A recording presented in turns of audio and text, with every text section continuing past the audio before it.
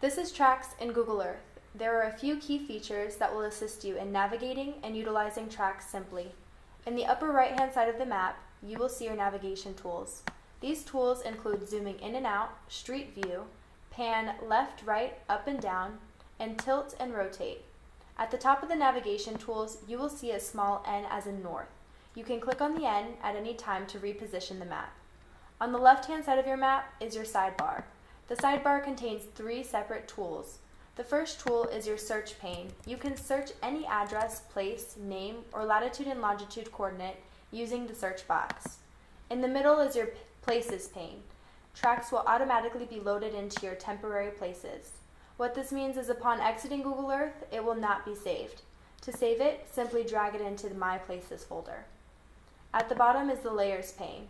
To make Google Earth run faster on your computer, uncheck all of the boxes under the layers pane with the exceptions of borders and labels and roads. Another feature to keep you sane is found under the Tools tab at the top left corner of the screen. By clicking on Tools, you will find the Options tab. Click on Options and then Navigation. Google Earth defaults to automatically tilt and enter ground level view. This can be frustrating while zooming in and out. We recommend you choose Do Not Automatically Tilt while zooming. Click Apply and then OK. Time is controlled using the Time slide bar. The Time slide bar is found at the upper left corner of the map.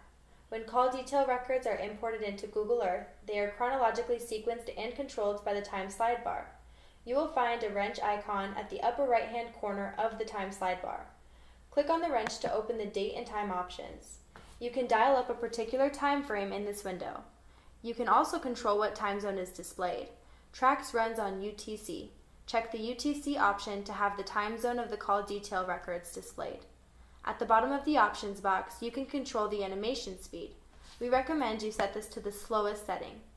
We also recommend you check the loop animation box. Then click OK. When you open a TraX KMZ file, all of the calls with the tower information are shown on the map. In the time slider bar, you have the main pointer and the range bar. When they are maxed out, the main pointer will be on the right-hand side and the range bar will be on the left. By collapsing the range bar toward the main pointer, you can reduce the amount of time displayed. By adjusting the main pointer, you can search through the time slider bar for a particular time and date. To get a more detailed view of a specific time, you can use the zoom in and zoom out feature. Once you have identified a specific time you want to look at in more detail, click on the zoom in feature to zoom in on the timeline. Once you zoom in and move the range bar towards the main pointer, you will find the zoom in feature appears again. By clicking to zoom in, you have the ability to run the records at whatever speed you desire, all the way up to real time. To return to the original view, zoom out. To automate the records, simply use the play feature on the slide bar. The play button is next to the zoom in feature. By clicking play, the call detail records will be displayed in chronological order. Because we have checked the loop box, the timeline will continue to run uninterrupted. You can pause at any time by clicking the play pause button.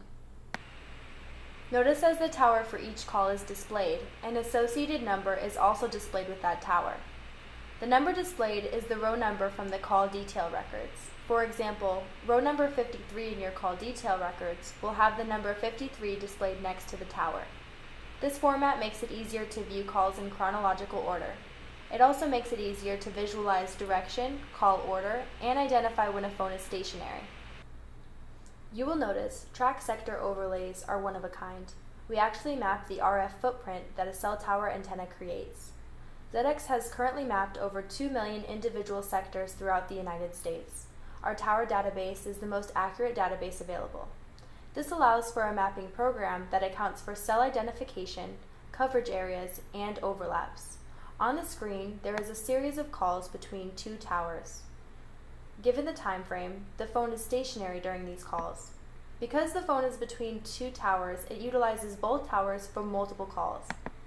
TraX accounts for this by using a heat map formula, which highlights the area the device is most likely located. Also unique to TraX, individual call information is displayed in balloons on the map.